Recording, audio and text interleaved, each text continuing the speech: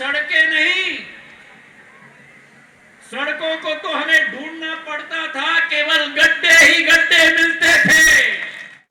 केंद्रीय मंत्री ज्योतिरादित्य सिंधिया ने 2003 का उदाहरण देकर 2023 को साधने की कोशिश की। इशारों इशारों में उन्होंने दिग्विजय सिंह को घेरा तो कमलनाथ पर सीधे सीधे तंज कसा। साबिर में सिंधिया का यह आक्रामक अंदाज अगले साल होने वाले चुनावी घमासान की झलक भर है। साथ ही यह भी तय है कि सिंधिया कांग्रेस को घेरने का कोई मौका नहीं छोड़ेंगे। साबिर में भी उन्होंने कुछ ऐसा ही किया। जिस कोविड के जमाने में कांग्रेस के पूर्व मुख्यमंत्री यहां इंदौर ही आए थे और कोविड की फिक्र नहीं थी उनको, और इसलिए मैंने सौगंध खाई, अब तो आर्या और मैं उतर गया मैदान में। मुझे कहा गया आ जाए मैदान में, मैं उतर गया मैदान में, क्योंकि मैं वो राजमाता विजयराजे सिंधिया का पोता हूं जिन्होंने डीपी मिश्रा की सरकार को भी जब जनता के साथ भ्रष्टाचार किया था सबक सिखा दिया।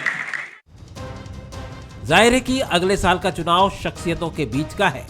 इसमें सिंधिया तो केंद्र में रहेंगे ही, वहीं कमलनाथ और शिवराज के चेहरों पर यह पूरी जंग लड़ी जाएगी और इस जंग का आगाज भी वार पलटवार से शुरू हो गया है। सिंधिया के बयान पर कांग्रेस ने निशाना साधा। 2003 जैसे ही माहौल रहेगा, लेकिन ये बीजेपी का रहेगा। उसमें कांग्रेस का रहा था, बीजेपी का रहेगा। वजह यह है कि उस समय बताते थे कि कर्मचारी नाराज थे। आज कर्मचारी जगत पूरी तरह से नाराज है। स्टेज पे उनको सस्पेंड किया जा रहा है, बेइज्जत किया जा रहा है। तो समीकरण पूरे बता रहे हैं कि 2023 में भारतीय जनता पार्टी की बद से बदतर स्थिति होगी। अगले साल होने वाले विधानसभा चुनाव कांग्रेस और बीजेपी दोनों ही राजनीतिक दलों के लिए एक तरफा नहीं रहने वाले, क्योंकि इस चुनाव में दोनों तरफ से दिग्गज जोर लगाते दिखेंगे। सिंधिया खुद इस चुनाव में मुद्दा होंगे। कांग्रेस 2020 के घटनाक्रम के बहाने सिंधिया और बीजेपी को घेरेगी। हालांकि इसका ज्यादा असर पड़ेगा ये कहना जल्दबाजी होगी, लेकिन सिंधिया के आक्रामक अंदाज से इतना तो साफ है कि 2023 का रण बड़ी शख्सियतों के बीच ही होने वाला है। नमस्कार, मैं हूं शरद द्विवेदी और आज का हमारा मुद्दा है बड़ी शख्सियत बड़ा चुनाव। सर, चुनाव शख्सियतों का ही चुनाव होता है और निश्चित तौर पर अगर आप देखेंगे तो 2014 में मोदी जी की शख्सियत ने कितना बड़ा अंतर पैदा किया और 2019 में भी बड़ा अंतर पैदा किया। मध्य प्रदेश में मुख्यमंत्री शिवराज सिंह चौहान हमेशा अपनी प्रेजेंस से एक बड़ा अंतर पैदा करते हैं और उनके चाहे पार्टी के भीतर उनके समर्थक हों या ढके छुपे शब्दों में उनके आलोचक भी हों और आउटसाइड वर्ल्ड जहां कांग्रेस उनकी मुखर आलोचक है, ये सब मानते हैं कि शिवराज जी जब मैदान में होते हैं तो एक बड़ा अंतर पैदा करते हैं। तो शख्सियतें अंतर पैदा करती हैं। 2018 के चुनाव की बात करें तो कमलनाथ जी के साथ ज्योतिरादित्य सिंधिया, जो उस समय कांग्रेस के लीडर रहे, बहुत बड़ा अंतर मध्य प्रदेश में पैदा किया था और इन दोनों ने मिलकर, और जिसमें सिंधिया जी एक मेजर अट्रैक्शन रहे क्योंकि उनकी जो भाषण की शैली है, अभी भी आपने देखा ना कि आर या पार, फिर माइक्रोफोन किसी पॉप सिंगर की तरह जनता की तरफ कर देना कि आपकी आवाज़ सुनते हैं। तो निश्चित तौर पर सिंधिया अपने व्यक्तित्व से एक बड़ा अंतर पैदा करते हैं। तो 2023 का चुनाव, यानी आप माने कि कमलनाथ जी की शख्सियत, ज्योतिरादित्य सिंधिया जो इस वक्त बीजेपी में है और शिवराज सिंह चौहान जो हमेशा से ही एक बड़े स्टालवर्ट पॉलिटिशियन रहे हैं मध्य प्रदेश की सियासत में, तो इन तीनों के बीच में और इसी के साथ शामिल होंगे प्रधानमंत्री नरेंद्र मोदी, उनकी रैली, वो एक बहुत बड़ा अंतर पैदा करते हैं और अब डबल इंजन की सरकार है। फिर अमित शाह जी, उनका अपना एक स्टाइल ऑफ पॉलिटिक्स है और इसी के साथ तमाम वो बड़े किरदार जो चुनाव में झोंके जाते हैं। जाहिर तौर पे राहुल गांधी मध्य प्रदेश आएंगे, तो आप निगाह रखिए, लेकिन मध्य प्रदेश के ये तीन किरदार जो हैं, इनकी शख्सियत ही मुख्य रूप से टकराएगी। कमलनाथ, इनके साथ कांग्रेस के जो दूसरे लीडर हैं दिग्विजय सिंह, सुरेश पचौरी जी, अजय सिंह जी, अरुण यादव, और इधर से अगर आप बात करें, लेकिन मेनली ये तीन नेता ही आपको अपने जहन में रखने पड़ेंगे और आज इसी पर हम बात करेंगे। लेकिन उसके पहले वो तीन सवाल जिन पर हमारा ये डिबेट फोकस करेगी। सवाल नंबर 1, क्या 2023 का चुनाव शख्सियतों के बीच होगा? सवाल नंबर 2, सिंधिया के आक्रामक अंदाज के मायने क्या है? सवाल नंबर 3, क्या विधानसभा चुनाव में खुद सिंधिया भी मुद्दा होंगे? तो ये वो 3 सवाल हैं जिनके इर्द गिर्द हम केंद्रित रहने की कोशिश करेंगे और जो मेहमान हैं उनसे मुलाकात कर लीजिए। आज हमारी डिबेट में हमारे साथ हैं डॉक्टर हितेश वाजपेयी, प्रवक्ता, सीनियर लीडर और नागरिक आपूर्ति निगम के पूर्व चेयरपर्सन। बहुत स्वागत है डॉक्टर वाजपेयी। जय नागड़ा जी हैं हमारे साथ, वरिष्ठ पत्रकार, राजनीतिक विश्लेषक, एक लंबा अनुभव, और वो हमारे साथ रहेंगे। और कांग्रेस के मेहमान का परिचय मैं थोड़ी देर में आपको देता हूँ, उनसे भी मुलाकात कीजिएगा। सबसे पहले जय नागड़ा जी की एक रिएक्शन लेकर हम लौटेंगे। जय जी, मुझे याद है 2016 के आसपास का, वो 17 के आसपास का एक इंटरव्यू था ज्योतिरादित्य सिंधिया जी का, जब वो कांग्रेस के सांसद के तौर पर हमने उनसे बातचीत की थी, सीनियर लीडर कांग्रेस के तौर पर। उन्होंने कहा था कि आज से 15-20 साल पहले पार्टी का एक बड़ा महत्व होता रहा है, अभी भी है, ऐसा नहीं है, लेकिन अब व्यक्तित्व बड़ा इंपॉर्टेंट हो गया। और उनका इशारा था कि आप जल्दी से जल्दी, उस वक्त की पार्टी यानी कांग्रेस के लिए, कि आप जल्दी से जल्दी डिक्लेयर करिए फेस जितनी जल्दी आप सामने रखेंगे उतना फायदा होगा। कई बार इसका उलट भी होता है, राजनीति में ऐसा जरूरी नहीं है, और कई बार इसका नुकसान भी होता है। ये भी कहा जाता है, जैसे हिमाचल प्रदेश में कांग्रेस ने फेस नहीं प्रस्तुत किया, लेकिन इससे कोई नुकसान नहीं हुआ। अपवाद हर जगह हैं, लेकिन आप किस तरह देखते हैं मध्य प्रदेश में 3 बड़े किरदार और तीनों के बीच लड़ाई, और शख्सियतें चुनाव में कितना अंतर पैदा करती हैं? अपने अनुभव से हमें ये भी बताइएगा जी। शरद जी, इसमें कोई दो राय नहीं कि शख्सियत अपना असर करती है। यदि पिछले कुछ चुनाव की बात करें तो मोदी जी का जो चेहरा है, जब भाजपा ने उनको प्रोजेक्ट किया प्रधानमंत्री के तौर पर, तो निश्चित रूप से उसका असर पड़ा, भाजपा उसका फायदा मिला है। और मध्य प्रदेश में जो चमकदार चेहरे थे उसमें ज्योतिरादित्य सिंधिया निश्चित रूप से युवाओं को प्रभावित करने वाला कांग्रेस का बड़ा चेहरा थे। तो चेहरों के महत्व से तो इतना किया नहीं जा सकता, क्योंकि उनका अपना प्रभाव होता है, अपना असर होता है। अब ये बात सही है कि अभी जो मैं ज्योतिरादित्य जी का भाषण सुन रहा था, इसके पहले मैंने कभी उनके मुख से उनकी दादी राजमाता जी का नाम लेते हुए नहीं देखा जब तक वो कांग्रेस में रहे। तो अब मुझे लगता है कि उनकी बड़ी चुनौती यह है कि कैसे वो बीजेपी में अपने आप को कंफर्टेबल करें और कार्यकर्ता उनके साथ कंफर्टेबल हो जाए। तो उनके समय जो मैं देख रहा हूं कि कहीं ना कहीं अब वो प्रूव कर रहे हैं कि अब मैं भाजपा के साथ पूरी तरह घुल मिल गया हूं, और राजमाता जी का जिक्र करना यही दिखा रहा है कि कहीं वो अपने आप की जड़ें जो है उनकी भाजपा के साथ पुरानी जुड़ी है, जनसंघ के समय से जुड़ी है, ये बात वो आ रही है। बिल्कुल, आपने ये बात जी बात पूरी कर लीजिए जी। और अब जो बात है, देखिए, इसका हर एक का अपने फायदे हैं, अपने नुकसान है। ज्योतिरादित्य जी के आने से कहीं ना कहीं भाजपा के जो लोग वो कहीं ना कहीं इनसे थोड़े से अभी भी ठिठके दिख रहे हैं। ज्योतिरादित्य जी का जो समूह इनके साथ आया था, उनकी प्रतिबद्धता एक अलग दिखती है। वो नीचे स्तर तक जो पूरी टीम आई है, वो अभी भी कहीं आपस में एक साथ कंफर्टेबल नहीं हो पा रही है जी। लेकिन ज्योतिरादित्य सिंधिया का वो अंदाज जो 2018 में बीजेपी के खिलाफ था और कांग्रेस के लिए था, वो अब कांग्रेस के खिलाफ है और बीजेपी के पक्ष में है, और निश्चित तौर पर वो एक क्राउड पुलर पॉलिटिशियन है शिवराज जी की तरह, और ये एक बड़ा अंतर चुनावी राजनीति में पैदा करता है। जहां आज मनोरंजन के और इन्फॉर्मेशन का एक्सप्लोजन है, तो ऐसे में नेता के व्यक्तित्व में जब तक उस तरह का एक मैग्नेटिक अट्रैक्शन नहीं होता, तो आप नेटफ्लिक्स और प्राइम वीडियो और तमाम चैनलों की जगलरी के इस दौर में आप नहीं खींच सकते हैं। चाहे टेलीविजन या सोशल मीडिया की भी बात करें कि आपके मोबाइल पर आई क्लिप को भी उत्सुकता से कोई दर्शक पलट कर देखे, या अखबार हो या प्रिंट मीडियम हो तो उसको पढ़ने की तरफ बढ़े। तो ये it makes a big difference, ऐसा लगता है। हमारे साथ अब्बास हफीज साहब जुड़ गए, उपाध्यक्ष कांग्रेस मीडिया विभाग के, उनका मैं बहुत स्वागत करता हूं। अब्बास जी, इस बार हम बात कर रहे हैं कि ये शख्सियतों का चुनाव होगा, किरदार की लड़ाई बड़ी अहम होगी, और निश्चित तौर पर कमलनाथ जी एक बहुत अहम किरदार हैं, और शिवराज जी भी बेहद अहम किरदार हैं।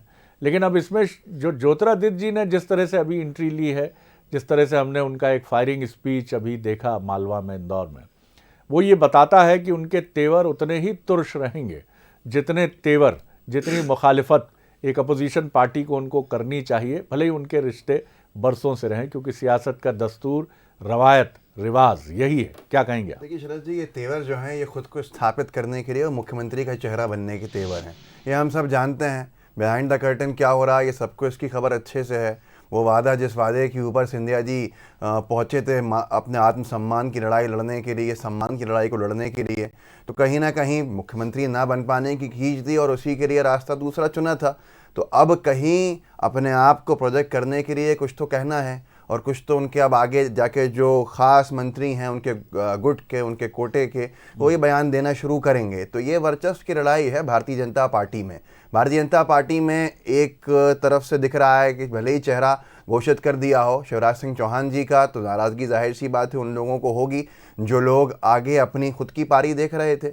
अब यहाँ पर पहली बात तो यह है कि जनता चुनने ही नहीं वाली है भारतीय जनता पार्टी को, लेकिन फिर भी लड़ाइयाँ हैं आपस के अंदर, तो ये लड़ाइयों में ख़त्म हो जाएगा मामला पूरा। लेकिन बड़ा विषय यह है कि माननीय कमलनाथ जी की सरकार जब बनेगी तो नेता प्रतिपक्ष कौन होगा, लड़ाई शायद उसकी चल रही है। लड़ाई उस बात की चल रही है कि विपक्ष का सबसे बड़ा चेहरा कौन बनेगा भारतीय जनता पार्टी में। आज जनता इनसे 8-9 महीने की उम्मीदें लगा के बैठी है कि जो उसको तकलीफ़ें हुई हैं, जो परेशानियां हुई हैं, वो सही कर दें, लेकिन किसी का ध्यान भाजपा में उस तरफ नहीं है। हर एक व्यक्ति का ध्यान है कि कैसे मैं अपने आप को सबसे बड़ा चेहरा स्थापित करने में सफल हो जाऊं। तो ये भाजपा की गुटबाजी, अंतरकला आगे आने वाले समय में बहुत देखने को मिलेगी, लेकिन नुकसान भारतीय जनता पार्टी की इस आंतरिक कला से और इस प्रतिस्पर्धा से जनता जनार्दन का होने वाला है, जो इसका जवाब देने को तैयार बैठी है। सर, आप लोग जब ऐसी बातें करते हैं तो मुझे कुछ भोपाली कहावतें याद आ जाती हैं। जब आप कहते हैं कि ये नेता प्रतिपक्ष की ज़रूरत है, बीजेपी कहती है 200 पार, अब की बार 200 पार, तो फिर हम लोगों के लिए विश्लेषण करने के लिए कुछ छूट ही नहीं जाता। और भोपाल में अक्सर कहा जाता है कि मियाँ भोज छोड़ लाओ, कसम से कसम उड़ान चलेगी, बहुत लंबी लंबी छोड़ लाओ, ये तो होगा नहीं यार भाई मियाँ। तो इतनी तो अपन रहे हदों में, मतलब कि हाँ ठीक है, कड़ी टक्कर है, कड़ा मुकाबला है, नो वन कैन से कि चुनाव का ऊंट किस करवट बैठ सकता है। लेकिन आप कहो 200 पार बीजेपी कहते, आप कह दो लड़ाई नहीं है, कमलनाथ जी चुन लिएगा, निर्वाचित होगा, खत्म कहा नहीं, कहा लगे हो। ये नहीं sir, this is too much sir. Doctor Tejwal माफ कीजिएगा, थोड़ा सा मैंने कहा थोड़ा सा विनोद रंग घोल दूं सर। नहीं, आप बहुत अच्छा करते हैं सर, और मेरा तो आपसे बहुत विनम्र अनुरोध है, आप तो मुझसे सीधा सवाल पूछिए, आज तो मैं सीधा जवाब दूंगा। सर, मेरा सीधा प्रश्न यही है कि किरदारों की लड़ाई है, आपके किरदार दमदार हैं तो क्यों? देखिए, जहाँ तक आपने सिंधिया जी को केंद्रित रख के विषय को लीड किया है, मैं समझ पाता हूँ। तो ये बात सच है कि सिंधिया जी लगभग 18 वर्ष उन्होंने मजबूती से कांग्रेस का नेतृत्व किया। एक लिगेसी फैमिलियल भी उनकी रही है, स्वर्गीय माधवराव सिंधिया जी और पहले से, तो इससे भी नकारा नहीं जा सकता है। और सिंधिया जी देखिए, कांग्रेस में रहे तो कांग्रेस के बेहद लॉयल रहे, इसमें कोई दो मत नहीं है। बहुत आपको याद हो 18 के, आप उनकी क्लिपिंग निकाल के देखिए शरद जी, जिसके आपने इशारा भी किया। नागरा साहब भी बहुत अच्छे से उसके साक्षी रहे हैं कि कितनी मजबूती से उन्होंने शिवराज जी का काउंटर किया था as a lead campaigners, one of the lead campaigners, और अच्छे से किया था। मतलब हम लोग तो उस दिन इस तरफ थे तो सर हम भी जानते थे, अब्बास भाई उन्हीं के साथ थे तो वो भी बहुत अच्छे से जानते हैं। तो स्वाभाविक है कि he is a born leader Sharad ji. और इसके बाद उन्होंने इस बात को भी रखा कि जो कारण थे जिसकी वजह से वो भारतीय जनता पार्टी में आए, और उसकी बुनियाद आपने रखी कि 2 साल में 2 साल से ऊपर होने आ रहा है, वे सांसद हैं, और सांसद होने के नाते प्रधानमंत्री नरेंद्र मोदी जी की कैबिनेट के बहुत महत्वपूर्ण मंत्री हैं शरद जी। और आपको बहुत अच्छे से जानकारी है कि इन सब का पीएमओ में किस प्रकार का स्टेटस है। और आप इसको भी बहुत अच्छे से समझेंगे, जानेंगे कि सारे कयासों के बावजूद भी, नागरा साहब मैं आपका भी अनुमोदन चाहूँगा बीच बीच में, सारे कयासों के बावजूद भी श्री ज्योतिरादित्य सिंधिया जी का जो भारतीय जनता पार्टी में एसिमिलेशन हुआ है वो इतना स्मूथ हुआ है कि देखिए साहब, मुझे तो बहुत अच्छा लगता है। अभी कुछ कार्यक्रम उनके साथ करने को भी मिले हैं मुझे, तो अच्छा रहा है। तो मैं नहीं समझता कि अब कैंपेन में हमको उनकी वो ताकत जो 18 में उधर थी शरद जी, वो 23 में इधर नहीं मिलेगी। मेरे पास ऐसा कुछ कहने के लिए नहीं है। वो किस प्रकार आगे बढ़ेंगे, उन्होंने एक लाइन और कही है। आप दोनों चूंकि पॉलिटिकल जर्नी के साक्षी भी हैं तो आप उसको तुरंत याद आ जाएगा। डीपी मिश्रा जी का जिक्र किया उन्होंने।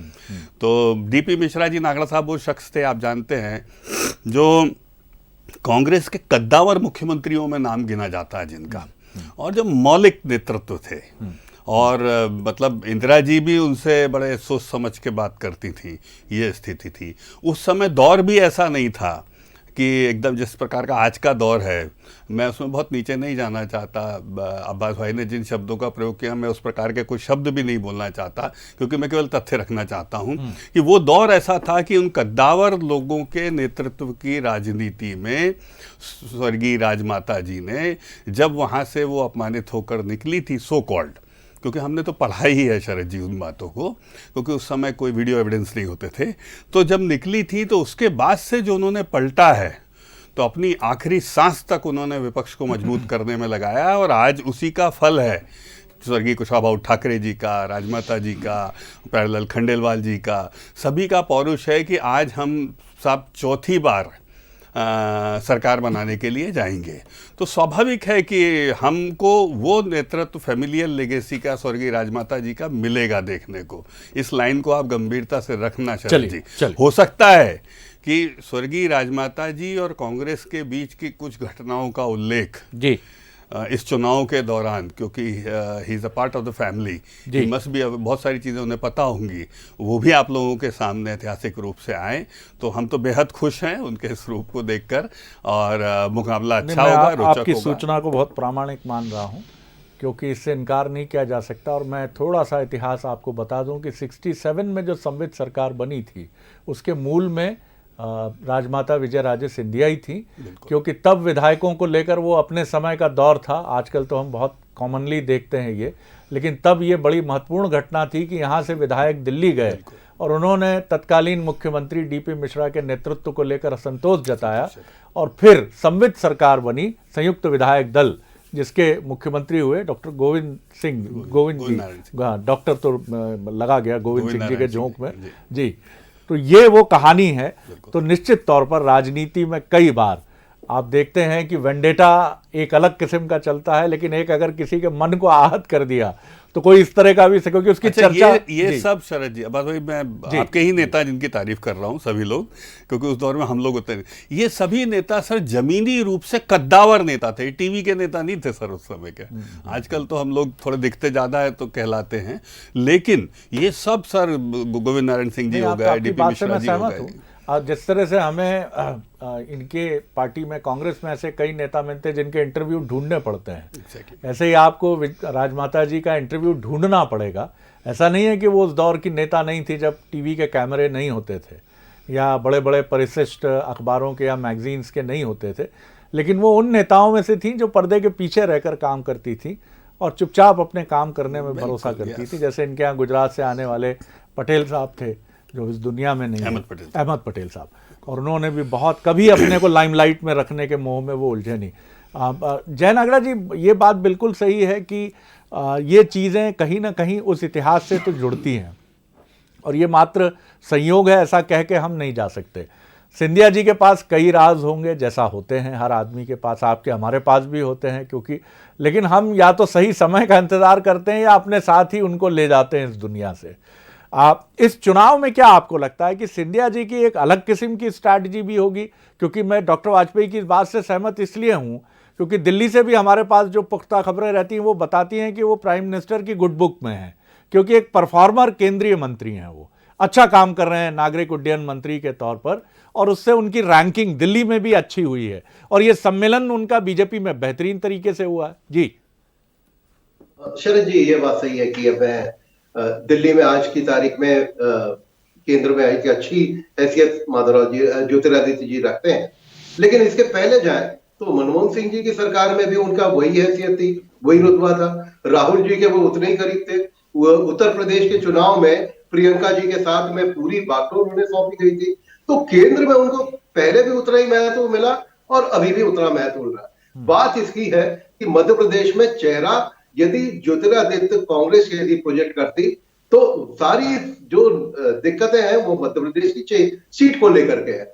क्या मध्य प्रदेश में मुख्यमंत्री के रूप में कांग्रेस ने उनके व्यक्तित्व को तो लाभ लिया, लेकिन उनको मुख्यमंत्री का चेहरा नहीं बनाया। आज वही स्थिति बीजेपी की है कि वो शिवराज का चेहरा दिखा रही है और इनकी लोकप्रियता को भुलाना चाहती है। तो क्या ज्योतिरादित्य के चेहरे को दिखा करके आप शिवराज जी के वोट लेंगे, या शिवराज जी सर यहाँ या मैं ये ज्योतिरादित्य को जय जी, मैं यहाँ ये देखिए पिछली बार की स्थिति और इस बार की स्थिति क्या आप एक जैसा नहीं तोल सकते। मुझे लगता है कि कमलनाथ जी और शिवराज जी के लिए आप ये कह सकते हैं कि वो निरंतर रिपीट होने वाले मुख्यमंत्री हैं मध्य प्रदेश के, लेकिन हम ये नहीं कह सकते कि वो लोकप्रियता या तमाम पैरामीटर्स पे बहुत पीछे चले गए। मैं ये भी नहीं कह रहा हूं कमलनाथ जी पीछे चले गए हैं, लेकिन कमलनाथ जी के साथ अगर कुछ दूसरे पक्ष थे, पहलू थे, तो वो चीजें हैं। और अभी जैसा हम जानते हैं कि वो केंद्र की राजनीति में हैं अभी, और अभी केंद्र की राजनीति को एंजॉय कर रहे हैं, तो क्या इन परिस्थितियों में क्या उस तरह की तुलना करना उचित होगा? नहीं, मुझे लगता है कि कमलनाथ जी भी केंद्र की राजनीति में थे, लेकिन जब दिग्विजय सिंह मध्य प्रदेश के मुख्यमंत्री थे तब उनकी भी चाह थी कि वह मध्य प्रदेश का मुख्यमंत्री बने। देखिए, मुख्यमंत्री बनने की एक अलग हैसियत होती है, केंद्र की मंत्री अलग होती है। उमा जी भी केंद्र में मंत्री रही, लेकिन मध्य प्रदेश में मुख्यमंत्री बनने का उनका इच्छा रही और बनी भी वो। जी, तो मुझे इससे इनकार नहीं कर सकते, या हम तुलना भी नहीं कर सकते कि केंद्र के मंत्री की हैसियत मुख्यमंत्री से ऊपर होती है या इस तरह की। मुख्यमंत्री के रूप में आपको एक स्वतंत्र रूप से अपनी एक व्यक्तित्व और अपना काम दिखाने का मौका मिलता है। तो निश्चित रूप से यह चाह मुझे लगता है हर राजनेता में होती है। तो ज्योतिरादित्य जी उससे अलग नहीं होंगे। मुझे लगता है कि यदि बीजेपी उनको अपने चेहरे के रूप में प्रोजेक्ट करेगी तो शायद और ज्यादा फायदा हो सकता है पार्टी के लिए। चलिए, ये वक्त की बातें हैं, लेकिन इतना ज़रूर है कि शिवराज जी एक ऐसा चेहरा है मध्य प्रदेश में जिनके बारे में पॉलिटिकल ऑब्जर्वर्स भी ये मानते हैं कि वो अपनी प्रेजेंस से विधानसभा में मध्य प्रदेश की, और अच्छी खासी विधानसभाओं में, बल्कि आप कह सकते हैं 230 की 230 विधानसभाओं में वो अपनी प्रेजेंस से एक अंतर पैदा करने वाले राजनेता हैं। और यही वजह है कि जब भी बात इस तरह से होती है कि शिवराज जी लोकप्रियता के पैरामीटर्स पे कहाँ खड़े हैं, तो with in the party and outside the party उनका कोई विकल्प इस तरह से समझ में नहीं आता है। विश्लेषण के बहुत से सिरे हैं, जय जी जो कह रहे हैं विश्लेषण का एक सिरा वो भी है, लेकिन लोकप्रियता का जो पैमाना है, और यही वजह है कि जिस तरह से वो 2023 में भी एक नेतृत्वकर्ता, अहम लीडर के तौर पर बीजेपी के लिए खड़े हैं, वो कहानी उनकी उसी स्ट्रेंथ की तरफ जाती। जी अब्बास हफीज साहब, आपके लिए चैलेंज ये है कि कमलनाथ जी एक बहुत ही सीजन लीडर हैं, उनका अपना एक स्टाइल ऑफ पॉलिटिक्स है, और इस स्टाइल ऑफ पॉलिटिक्स में उनको कुछ ऐसे चेहरों की ज़रूरत भी पड़ती है जो पर्दे के पीछे भी रहें जैसे दिग्विजय सिंह, और पर्दे के सामने रहें जैसे ज्योतिरादित्य सिंधिया 2018 में थे। इस बार दिग्विजय सिंह भी कितने, सिंधिया जी तो घोषित तौर पे नहीं। राजनीति एक लंबे समय से आप सबने देखी है, मुझसे ज़्यादा देखी है, और राजनीति में रिप्लेसमेंट्स होते रहते हैं। एक व्यक्ति स्थायी नहीं होता है, वो जाता है, उसके बदले में कोई दूसरा आता है। कुशाभाऊ ठाकरे जी का जलवा रहा, और कुशाभाऊ ठाकरे जी के जलवे के बाद आज शिवराज जी भारतीय जनता पार्टी में एक चमकते सितारे तो मान सकते हैं हम उनकी पार्टी में उनको, कि वही बने हुए हैं, भले सेकंड लाइन ऑफ लीडरशिप खत्म हो जाए, किसी और को मौका न मिले, तो ये उनकी लोकप्रियता है, पार्टी के अंदर है, कार्यकर्ताओं के अंदर। तो ये रिप्लेसमेंट का सिलसिला चलता रहेगा, कोई चीज़ स्थायी नहीं है। पहले जो सिंधिया जी करते थे उनकी जगह पे दूसरे लोग करेंगे, लेकिन भारतीय जनता पार्टी से ज़्यादा हम सिंधिया जी को जानते हैं कांग्रेस पार्टी के लोग। मतलब जितना उनका राजनीतिक करियर रहा होगा उसका 90% तो अभी तक का हमारे साथ रहा, हमारी पार्टी के साथ रहा, हमारे बड़े नेता रहा, हमारे नेताओं के साथ उन्होंने काम किया। तो सिंधिया जी बहुत हाई मेंटेनेंस वाले गाड़ी चलाने वाले नेता हैं। भारतीय जनता पार्टी को भले ही दिखता होगा आज की तारीख के अंदर कि ये बड़ी आसानी से स्मूथ ट्रांजिशन हो जाए, ऐसा स्मूथ ट्रांजिशन था कि शिवराज जी खुद अकेले मुख्यमंत्री बिना कैबिनेट के बने रहे थे 1 महीने तक, और आगे आने वाले महीनों के अंदर ही विस्तार नहीं हो पाया था। तो ये एक स्मूथ ट्रांजिशन जो दिखता है वो होता नहीं है। आने वाले समय के अंदर जो लाइबिलिटीज़ हैं वो भी साथ में आएंगी। ये वो बैटरी का जो सेल होता है ना, जो बहुत महंगा होता है, बार बार लगता है, ले तो आई है वो टॉर्च, लेकिन इतना सेल लगाना पड़ेगा, इतनी बैटरी लगानी पड़ेगी कि भारतीय जनता पार्टी परेशान। तो सर आपकी क्या मजबूरी थी कि आप अगर ये क्लेम कर रहे हैं कि इतने सेल लगाने पड़ते थे, तो क्या मजबूरी थी आपकी? आपके केंद्रीय नेतृत्व की, सेंट्रल लीडरशिप की क्या मजबूरी थी? आपके पास दूसरे टॉर्च मौजूद हैं और सेल लगाने नहीं पड़ने हैं उसके अंदर, वो खुद आपके लिए बहुत ज्यादा लॉयल है, तो उसकी जरूरत नहीं है ऐसी। चलिए जी डॉक्टर वाजपेयी। मैं तो इतना कहूँगा, देखिए साहब, मेरे को तो अब्बास भाई का जो अंदाजे में है बहुत अच्छा लगा। उन्होंने बताया सिंधिया जी कितने एनर्जेटिक हैं।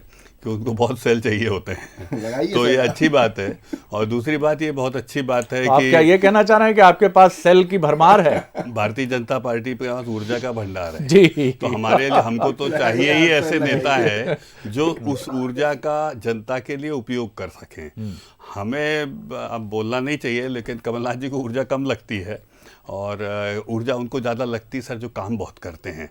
तो मैं फिर अंतिम लाइन यही कहना चाहता हूं और आपने जिसको इशारा किया नागरा साहब, मैं एक चीज़ कहना चाहता हूं कि हम लोग सामूहिक नेतृत्व में चुनाव लड़ेंगे, ये मैं बहुत स्पष्ट आपके सामने रख देता हूं, जो भारतीय जनता पार्टी का पैटर्न है। और सामूहिक नेतृत्व में जब हम चुनाव लड़ते हैं तो सबकी अपनी कॉन्स्टिट्यूंसीज़ हैं एड्रेस करने के लिए। ज्योग्राफिक कॉन्स्टिट्यूंसीज़ की भी बात कर रहा हूं मैं और जो क्लास होता है उसकी भी बात कर रहा हूं। और जहां तक असिमिलेशन का आपने जिक्र किया है, शरद जी आप सभी लोग बहुत अच्छे से जानते हैं। देखिए सिंधिया जी का, ज्योतिरादित्य सिंधिया जी का कभी कोई रिकॉर्ड नहीं रहा कि उनके कॉन्फ्लिक्ट रहे हों, ये आप सब ने स्वीकार किया। आज भी राहुल जी से उनके कॉन्फ्लिक्ट नहीं है और हमें गर्व है इस बात का कि we got a such leader जो ग्रज नहीं रखता है, नेगेटिविटी नहीं रखता है। इसीलिए आपने राहुल जी के लिए अपशब्द नहीं सुने होंगे, कई बार आपके मन में आता होगा कि वो फर्स्ट फैमिली के लिए, कांग्रेस के लिए कोई अपशब्द नहीं कहते हैं और हमें इसका रिस्पेक्ट है सर, रिस्पेक्ट है। और 14 महीने में भी हमने कभी पायलट साहब की तरह उनका संतोष राजस्थान की तरह मध्य प्रदेश में छलकते नहीं देखा कि मुझे वंचित किया गया और ये मुख्यमंत्री ठीक से काम नहीं कर रहे हैं, इनको समझना चाहिए। और उनका चेहरा वहां तो सब कुछ हो गया राजस्थान में। और आप देखिए शिवराज जी का कंफर्ट देखिए इन सब के साथ में। तो Shivraj ji is definitely first among equals. We have got plenty of leaders जो उनको असिस्ट करते हैं, जो उनके साथ कंधे से कंधा मिलाकर चलते हैं। और शायद अब्बास भाई को ये थोड़ा सा इसका गुमान है कि उनके पास, जो बार बार आप इशारा कर रहे, काश कुछ और होते तो मुकाबला और अच्छा होता, भरपूर है। पर कमलनाथ जी के पास नहीं, बिल्कुल कमलनाथ जी को कम आंकना बहुत बड़ी गलतफहमी होगी। जी जी जी सर, फिर मैं कह रहा हूँ बिल्कुल संगठन को कम आंक लिया। आपने बार बार ये कहा ना कमलनाथ जी के पास दिग्विजय सिंह है, काश 3-4 होते। चलिए मैं आपको तीनों को बहुत शुक्रिया कहता हूं। वो आपके बारे में कुछ ऐसी राय रखते हैं तो आप दोनों यही तो कंफ्यूजन पैदा कर देते हैं। अब देखिए छत्तीसगढ़ आज का मुद्दा, सियासत चार्ज। नमस्कार।